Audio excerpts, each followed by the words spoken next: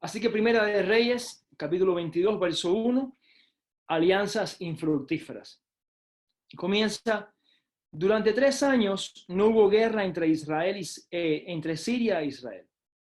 Pero en el tercer año, Josafat, rey de Judá, fue a ver al rey de Israel, el cual dijo a sus funcionarios: ¿no saben que Ramot de Galaad nos pertenece? Y no hemos hecho nada para obligar al rey de Siria a que nos la devuelva. Así que le preguntó a Josafat: ¿irías conmigo a pelear contra Ramot de Galaad? Josafat le respondió al rey de Israel: estoy a tu disposición, lo mismo que mi pueblo y mis caballos. Pero antes que nada consultemos al Señor, añadió.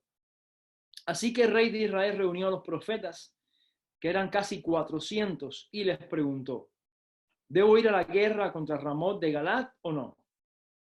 Vaya, su majestad, contestaron ellos, porque el Señor la entregará en tus manos. Pero Josafat inquirió: ¿no hay aquí un profeta del Señor quien podamos consultar?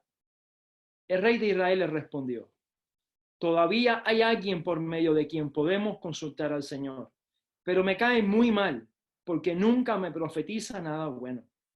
Solo me anuncia desastres. Se trata de Micaías, hijo de Imla. No digas eso, replicó Josafat. Entonces el rey de Israel llamó a uno de sus funcionarios y le ordenó: traigan de inmediato a Micaías, hijo de Imla. El rey de Israel y Josafat, rey de Judá, vestidos con su ropaje real y sentados en sus respectivos tronos,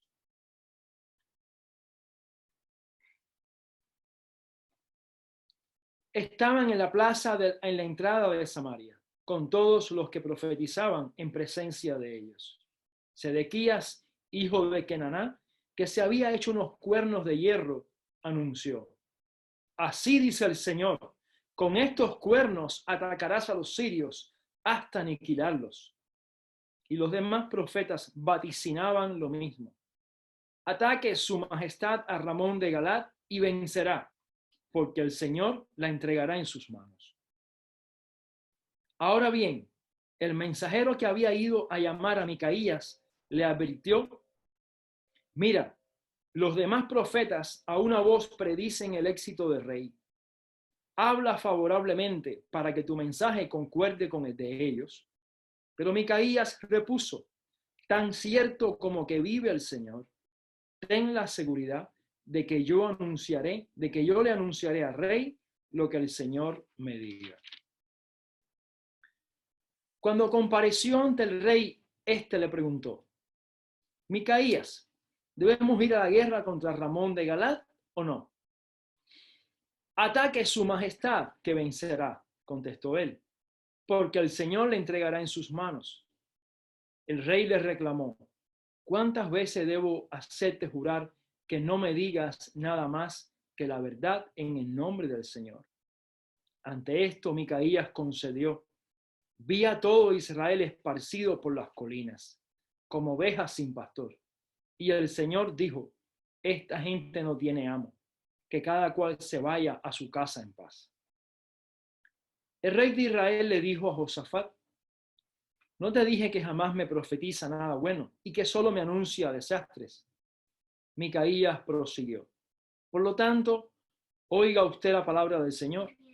Vi al Señor sentado en su trono, con todo el ejército del cielo alrededor de él, a su derecha y a su izquierda. Y el Señor dijo: ¿quién seducirá a Acab para que ataque a Ramot de Galaad y vaya a morir allí? Uno sugería una cosa y otro sugería otra. Por último, un espíritu se adelantó, se puso delante del Señor y dijo: yo lo seduciré. ¿Por qué medios?, preguntó el Señor. Y aquel espíritu respondió: saldré y seré un espíritu mentiroso en la boca de todos sus profetas. Entonces el Señor ordenó: ve y hazlo así, que tendrás éxito en seducirlo. Así que ahora el Señor ha puesto un espíritu mentiroso en la boca de todos sus profetas, de su majestad. El Señor ha decretado para usted la calamidad. le dijo Micaías, ¿verdad? Al oír esto, Sedequías, hijo de Kenaná, se levantó y le dio una bofetada a Micaías. ¿Por dónde se fue el espíritu del Señor cuando salió de mí para hablarte? Le preguntó. Micaías contestó, lo sabrás el día en que andes de escondite en escondite. Entonces el rey de Israel ordenó, tomen a Micaías y llévenselo a Amón, el gobernador de la ciudad, y a Joás, mi hijo. Díganles que les ordeno echar en la cárcel a ese tipo y no darle más que pan y agua hasta que yo regrese sin contratiempos. Micaías manifestó, si regresas sin contratiempos, el Señor no ha hablado por medio de mí. Tomen nota ustedes de lo que estoy diciendo. Amén. Así que quería darle esta introducción a este pasaje en esta mañana. Vamos a ver después, no vamos a leerlo, pero después les voy a ver lo que pasó, lo que ocurrió con Acab. Y estaba viendo en estos días la serie, las Crónicas de Narnia. Estuvimos viendo hasta la tercera parte de nuevo, ya que la hemos visto varias veces, pero siempre hay algo nuevo que, ¿sabe? Ilustrativo, que aprendemos de esa serie. Y en la segunda parte, sale la palabra escribe, la que la borraste y me dejaste sin la palabra. Gracias. Y en la segunda parte hay un momento en que los habitantes de Narnia tienen varios personajes bien raros e icónicos. Hay caballos con cabezas de hombres, ya. Hay águilas con pies de hombre, es algo bien ilustrativo, temeroso también a veces.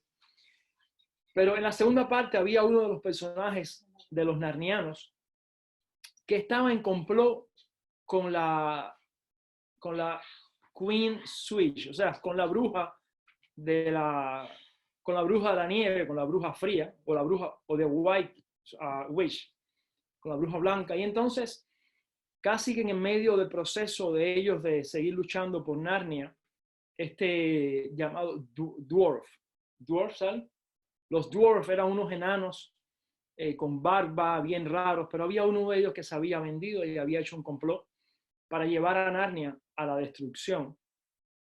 Y estaba entre ellos, pero había hecho una alianza con la bruja blanca para hacerlo fracasar. Y no lo supieron hasta el final, casi que pudieron vencer y casi que los lleva a la derrota. Estamos ahora en un pasaje que seguro muchos lo hemos leído, hemos escuchado, estoy seguro, sabe, muchas enseñanzas, y siempre, cada vez que yo leo este pasaje, este momento, hay algo nuevo que Dios me ministra. Y estamos para darle un panorama más global, ¿verdad? No sea que se hayan medio que perdido la lectura, porque es un relato un poco extenso. Estamos en el momento donde está el rey del norte, que es Acab, y el rey del reinado del sur, de Judá, que en este caso es Josafat. Y vemos que por 3 años había paz con Siria, algo inusual. No había ninguna situación, había tranquilidad. Y el rey de Judá, Josafat, se interesa en conquistar Ramón de Galad. Y entonces, habiendo Josafat escuchado de su vecino, el rey del norte, en este caso de Acab, habiéndole escuchado todas las historias de Acab, de su esposa Jezabel, de todo lo que había pasado con el profeta Elías y de tantos eventos que habían ocurrido, Josafat decide, en lugar de mismo atacar a Aram, que era el rey de Siria, el rey de Ramón de esta área, de Siria, Josafat decide ir a hacer una alianza con su vecino del norte, con Acab. Y entonces vemos que hacen la alianza, pero entonces deciden hacer algo, deciden consultar al Señor. Saben que era costumbre de todos los reyes consultar a Dios, en su mayoría los que temían de Dios. Y Josafat hasta el momento había sido un buen rey. La Biblia relata que lo único que no hizo bueno fue que dejó los lugares altos, pero que estadísticamente fue uno de los mejores reyes que tuvo Judá. Y ahora va al rey de Israel a hacer una alianza con él para juntos sacar a los sirios y seguir extendiendo el reinado. Pero entonces vemos un diálogo interesante. Vemos entonces que Acab juntos se ponen de acuerdo para buscar un profeta, buscar a alguien que les hable. Y si usted lee conmigo en su Biblia, dice en el versículo 4, Josafat le dice, ¿irías conmigo a pelear contra Ramón de Galat? Y estoy a tu disposición, le respondió Acab, lo mismo que mi pueblo y mis caballos, pero antes que nada consultemos al Señor. O sea que aparentemente Acab, que había hecho lo malo delante de Dios, era un hombre aparentemente espiritual. Véanse que dice, vamos a consultar al Señor. No sé cuántos de ustedes han conocido gentes así, ¿verdad? Que a veces son aparentemente espirituales, pero el fin lo vemos después. Y es que Acab tenía la consulta al Señor ya programada a sus antojos. Él tenía un club de profetas que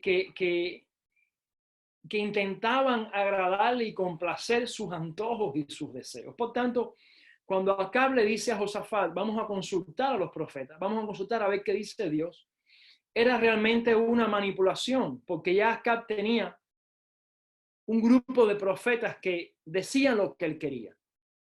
Un grupo de amigachos que decían lo que estaba en sus antojos.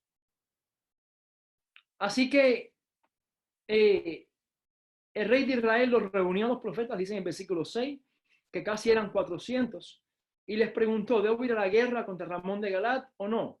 Ellos, por supuesto, ya leemos la historia, dijeron, ve que vas a triunfar, ve que vas a tener un éxito total. Y vemos ahí cómo lo aluden, cómo profetizan una victoria rotunda que tendría.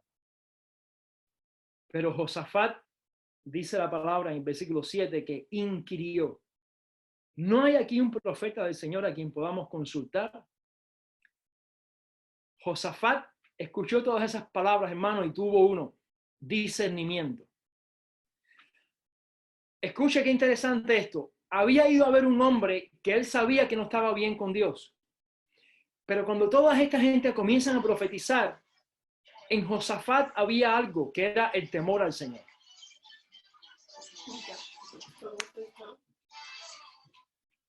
Que era el temor al Señor. Y este temor de Dios en Josafat lo llevó a decir, no hay un profeta aquí que nos diga qué realmente quiere Dios.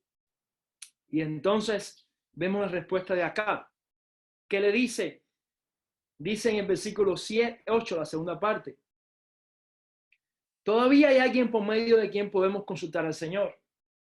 Dice, hermano, pero me cae muy mal.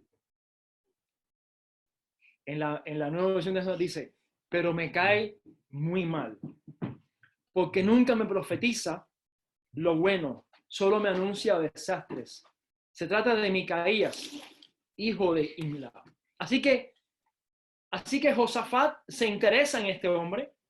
Josafat, rey de Judá, que realmente vemos cuando vemos la historia, después de la división del reino, después de la división de Salomón, del reino del norte y el reino del sur, vemos que el reino de Judá prevaleció más tiempo que el reino del norte. El reino de Judá duró aproximadamente 300 años, mientras que el reino del norte apenas duró 220 años aproximadamente antes de ser llevados a cautivo.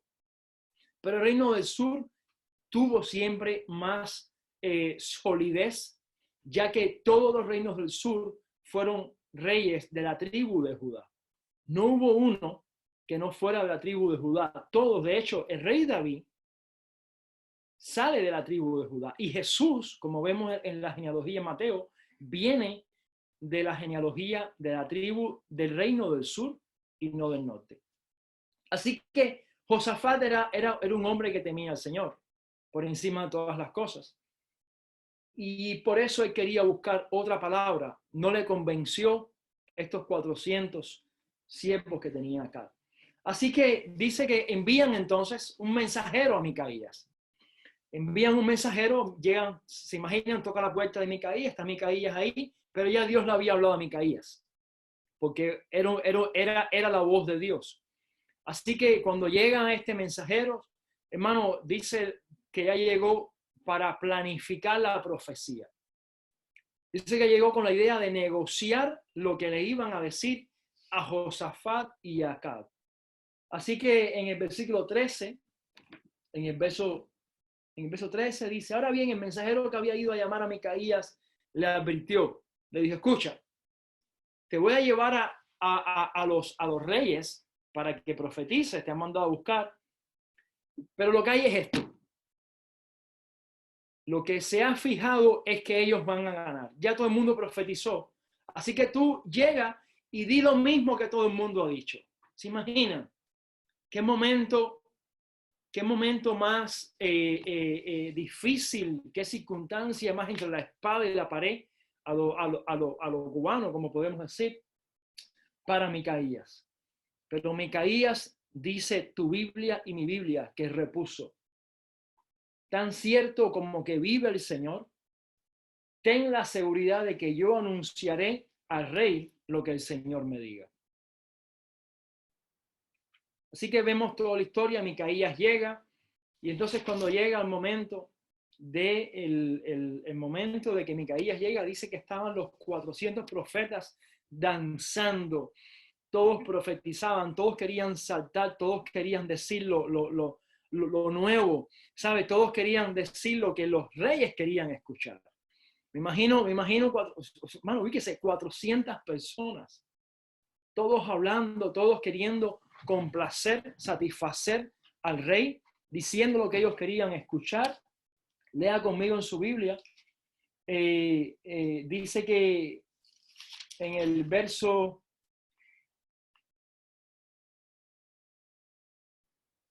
Dice en el verso 10, sentado, dice en el verso 10, el rey de Israel y Josafat, rey de Judá, vestidos con su ropaje real y sentados en sus respectivos tronos, estaban en la plaza con todos los que profetizaban en presencia de ellos. Sedequías, hasta para resaltar más, había hecho unos cuernos de hierro, para, ¿sabes? Para traer un poco más de quizás o sea, recuerden que en el arca del pacto también había unos cuernos, ¿verdad? O sea, que también él quería simbolizar algo, un elemento espiritual para decir una falsa profecía y darles una falsa esperanza al pueblo de Dios que estaban desesperados buscando, querían una palabra realmente de Dios. Así que llega Micaías a este escenario, llega Micaías a este momento y Josafat y Acab, que sabía quién era Micaías. Acab, si leemos después en el capítulo 21, vemos que Acab había recién hecho un acto sanguinario. Recuerden el pasaje donde está la viña de Nabot. Nabot, que tenía una parcela que colindaba con las propiedades de Acab, y vimos cómo Acab quería apropiarse o quería negociar esta parcela con Nabot, quería menos darle una tierra, aunque fuera de ahí, pero Acab quería negociar esa tierra dice que para sembrar hortalizas. Y vemos después que Nabot se negó a darle esa propiedad o a negociarla con Acab, porque dijo que era la heredad de sus antepasados y no quería negociarla. Así que vemos después cómo Acab se sintió triste, se sintió melancólico, se sintió susceptible, herido de corazón. Entonces vemos cómo después Jezabel, esto está en el capítulo 21, vemos después a Jezabel que viene, se acerca a Acab y le dice, ¿qué te pasa? ¿Y qué te pasa que te veo sin comer, cabizbajo, herido, melancólico, bohemio, soñador, entristecido? Y vemos cómo Acab le cuenta a Jezabel lo que pasó con la viña de Nabot, y vemos cómo Jezabel entonces le dice, tranquilo, yo tomaré propiedad, yo tomaré esa viña y te la entregaré. Y vemos después cómo Jezabel llevó a Nabot a un falso rumor en la ciudad y cómo al final terminó muerto. Pero hay una profecía que Elías le dice a Acab, que le vamos a ver el cumplimiento en la palabra, en este texto, con la muerte de Acab. Así que llega Micaías a este cuadro, llega Micaías a este escenario, y en el pasaje, dice en el versículo 15, debemos ir a la guerra contra Ramón de Galat o no. Así que Micaías les dice, ataque su majestad, que usted vencerá. O sea, Micaías de manera sarcástica se pone a decir lo mismo que los 400 falsos profetas habían dicho. Pero fíjese cómo era Acab, que el mismo Acab se extraña y dice, qué raro que tú me estás diciendo lo mismo que mis 400 profetas o sinvergüenza que tengo aquí yo para complacerme. Y el mismo Acab dice, tú ves, tú siempre estás diciendo, siempre me quieres engañar. Qué tremendo. El mismo Acab sabía que lo que Micaías le estaba diciendo no era lo real. Así que Micaías le expone ahora un cuadro tremendo, le pone un cuadro celestial y expone un cuadro angelical, una revelación que solamente Micaías la pudo tener y se las dice a ellos ahora. Y este es el cuadro angelical que Micaías les expuso. Dice en el verso 17, ante esto Micaías concedió, vi a todo Israel esparcido por las colinas como ovejas sin pastor, y el Señor dijo, esta gente no tiene amo, que cada cual se vaya a su casa en paz. Entonces ahí el rey de Israel se airó, se molestó, no te dije que jamás me profetiza. Bueno, así que Micaías explicó más el cuadro. Por lo tanto, oiga usted la palabra del Señor. Vi al Señor sentado en su trono con todo el ejército del cielo alrededor de él, a su derecha y a su izquierda. Y el Señor dijo, ¿quién seducirá a Acab para que ataque a Ramón de Galaad y vaya a morir allí? Dice la palabra que unos venían y sugerían una cosa, otros sugerían otra. Pero dice que un espíritu de ellos dijo, yo sé cómo hacerlo. Y Dios le preguntó, ¿cómo lo harás? Y dice que saldré, dice que iba a salir y que iba a ser un espíritu mentiroso en la boca de todos los profetas. Así que el Señor ordenó y dijo, ve y hazlo así que tendrás éxito en lo que harás. Así que Micaías ahora les pone un cuadro angelical y un cuadro con detalles, porque vemos muchas veces que en el Antiguo Testamento habían cuadros de contiendas. Vemos a Daniel, recuerden cuando estuvo orando y un ángel se le apareció y dijo, desde el principio que oraste, escuchamos tu clamor. Por 21 días dice, pero en mi venida a ti tuve un conflicto con el rey de Persia. Así que vemos que hay cuadros angelicales que Dios por su gracia nos las muestra y les mostró a los siervos del antiguo pacto. Y este es uno de los más interesantes. Está Dios en su trono, con un ejército a su izquierda y a su derecha. Y están dialogando a ver cómo pueden deshacerse de Acab y traer el juicio sobre Acab. Y vemos que Dios no está de autoritario diciendo, lo haremos así. Vemos que hay un diálogo. Los ángeles están diciendo, yo lo haré de una forma. Otros dicen, yo lo haré de otra forma. Y eso nos da un detalle del cielo.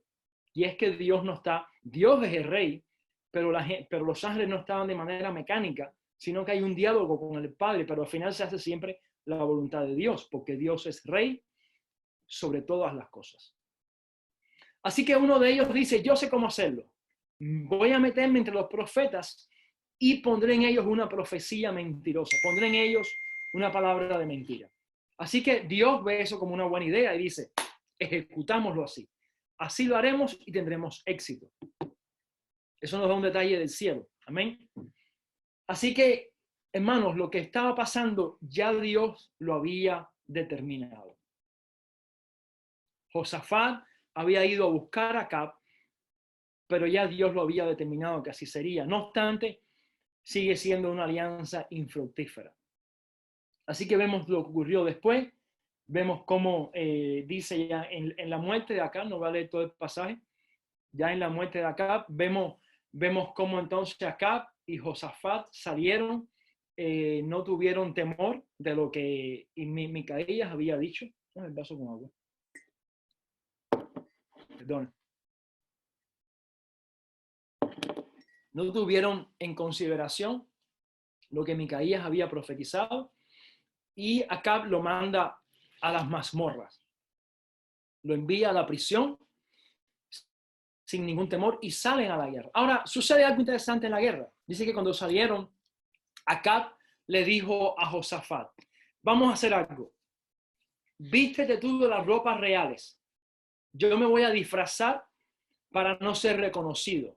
Y dice que Josafat se vistió no lo dicen en la Biblia, pero los estudios comentan que Josafat es posible que se haya vestido de un soldado raso para ser confundido en el ejército.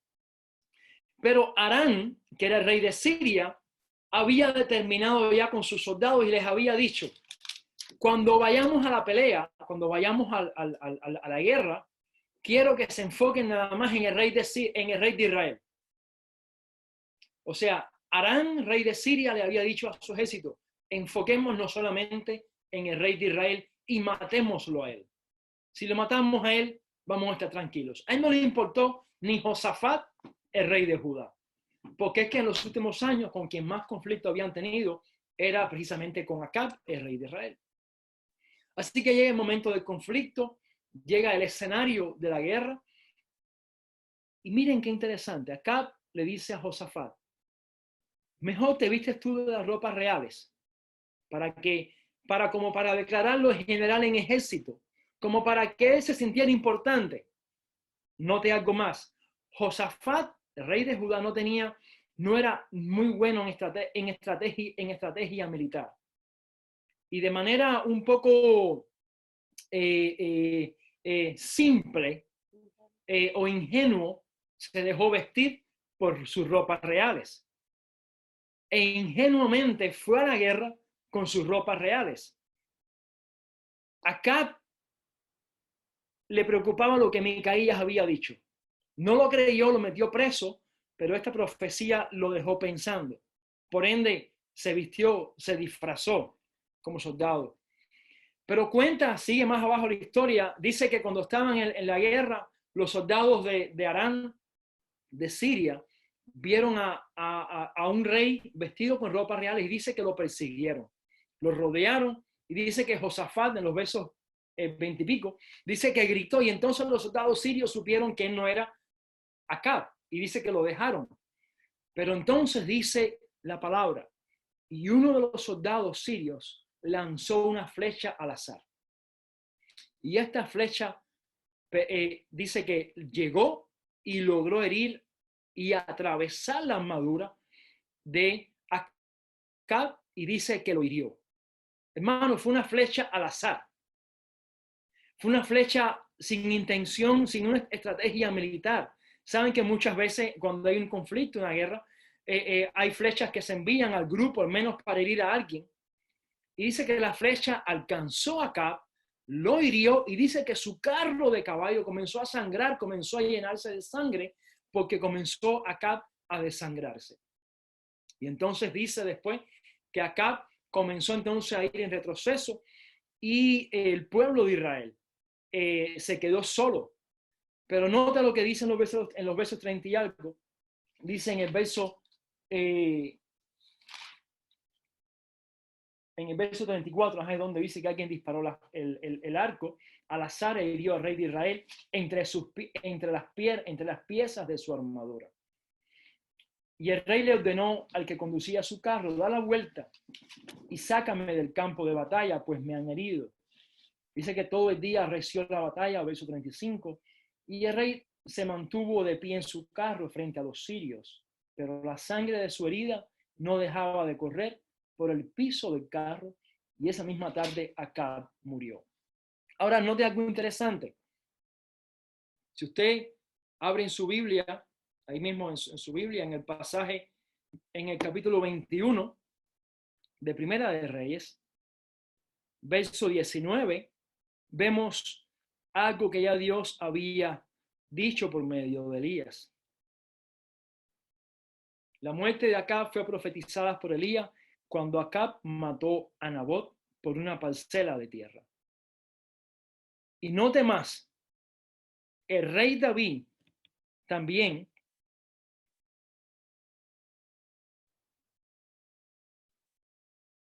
en el Salmo 68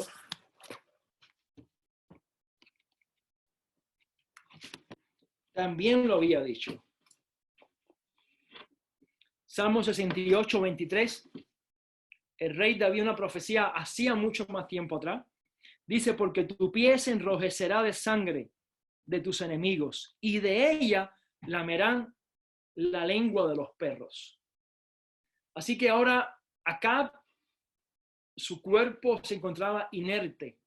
Su sangre estaba siendo los perros mismos que habían lamido la sangre de Nabot en el mismo lugar donde Nabot había muerto, donde Acab lo había matado de manera injusta. Ahora Acab estaba siendo, su sangre estaba siendo derramada en este carro, en un lugar donde dice la Biblia que era un lugar de prostitutas, un lugar donde los perros lamían, un lugar de mortandad. ¿Qué podemos aprender de todo este pasaje? ¿Qué podemos aprender de esto para nuestras vidas en este día? Muchas cosas podemos ver, pero yo he marcado 3 cosas específicamente. Hermanos, la primera, número 1, las alianzas pueden ser fatales o fructíferas. Hay alianzas que tú y yo hacemos a veces como creyentes que somos. Alianzas familiares, alianzas con amigos, aún alianzas con el pueblo de Dios. Alianzas con un objetivo, sea de negocio, o sea laboral, o sea de estudio, o sea planificación, o sea una iglesia con el ministerio. Hermano, y son alianzas que terminan mal. Pero note algo, un principio que podemos ver es que cuando hacemos una alianza que puede ser fatal, Dios siempre nos alerta. Lo que tú y yo decimos, no, todo se va a arreglar en el camino. Muchas veces decimos, no, o sencillamente nuestras esposas a veces nos dicen, oye, veo que esto está mal porque Dios nos muestra a las esposas, amén. Claro, esposas que no sean como Jezabel. Cuando dicen amén. Nos muestran y nos dicen las cosas, pero tú y yo decimos nada. Apenas son ideas nuestras, todo va a salir bien. Y seguimos caminando en la alianza, seguimos caminando en esto que estamos haciendo y nos olvidamos, hermanos, de lo que dice también Primera de Juan y Santiago capítulo 4. Santiago capítulo 4, verso 4, hermano, nos dice, oh almas adúlteras, ¿no sabéis que la amistad con el mundo es enemistad contra Dios? Santiago 4 nos dice, hermanos, no hagáis amistad con el mundo. Primera de Juan, capítulo 2, también nos dice, no améis las cosas del mundo, ni améis al mundo. Si alguno ama al mundo y el Padre no está en él, porque todo lo que hay en el mundo, los deseos de la carne, los deseos de los ojos y la vanagloria de la vida, no proviene del Padre, sino del mundo. Así que lo primero, hermano, las alianzas pueden ser fructíferas o pueden ser fatales. Lo segundo, la falta de temor a Dios nos puede llevar a la simpleza. Acab había perdido el temor de Dios hacía rato. Y por tanto, Acab era una gente que vivía en la simpleza. ¿Qué significa la simpleza? Bueno, hay varios pasajes que nos pueden ayudar a entender qué significa ser alguien simple. En los Proverbios capítulo 1, versículo 22, Proverbios 1, verso 22, para los que están ahí anotando o buscando, dice la palabra del Señor, ¿hasta cuándo, oh simples, amaréis la simpleza?